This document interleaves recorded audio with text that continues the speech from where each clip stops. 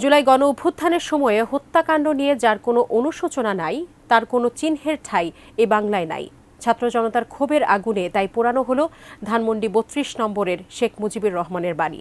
পোড়ানোর পর পূর্ব ঘোষিত কর্মসূচি অনুযায়ী আংশিক গুঁড়িয়েও দেয়া হয়েছে বাড়িটি। সম্রাট আনোয়ারের রিপোর্ট।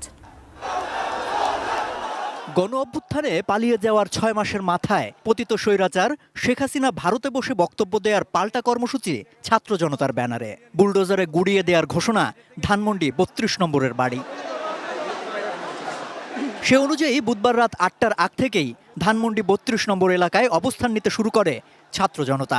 আগেই ভেঙে জ্বালিয়ে দেয়া শেখ মুজিবুর রহমানের বাড়িটিতে আবারও ভাঙচুর শুরু হয়। সে হচ্ছে একটা স্বৈরাচার সরকার, তারে বাংলাদেশে কোনোদিন ঠাঁই হবে না, হবে না, হবে না।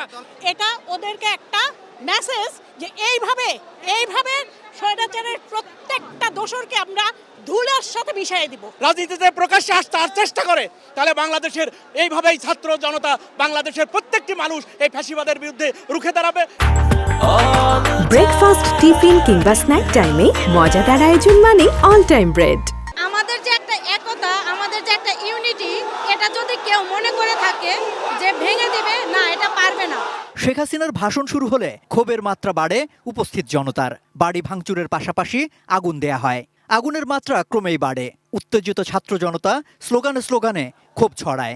বাংলাদেশের মানুষ শেখ হাসিনার কথা শুনতে চায় না। আবার বাংলাদেশে ফেরার চেষ্টা করে, তাহলে আমি বলবো তাদের গলায় ফাঁসির রশি ঝুলবে।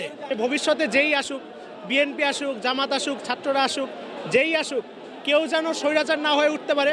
ছাত্রদের একাংশ চলে যায় ধানমন্ডি ৫ নম্বর রোডে শেখ হাসিনার একসময়ের বাসভবন সুধা সদনে। সেখানেও আগুন দেয়া হয়। এরই মধ্যে ৩২ নম্বরে পৌঁছায় ক্রেন। ভবনের ২ তলায় আগুন জ্বললেও ওই ক্রেন দিয়েই শুরু হয় ভবন গুড়িয়ে দেওয়ার কাজ। পরে আনা হয় আরেকটি এক্সকেভেটর।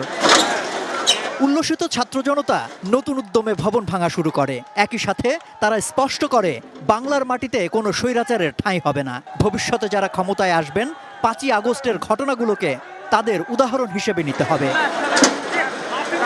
সম্রাট আনোয়ার, এটিএন নিউজ, ঢাকা।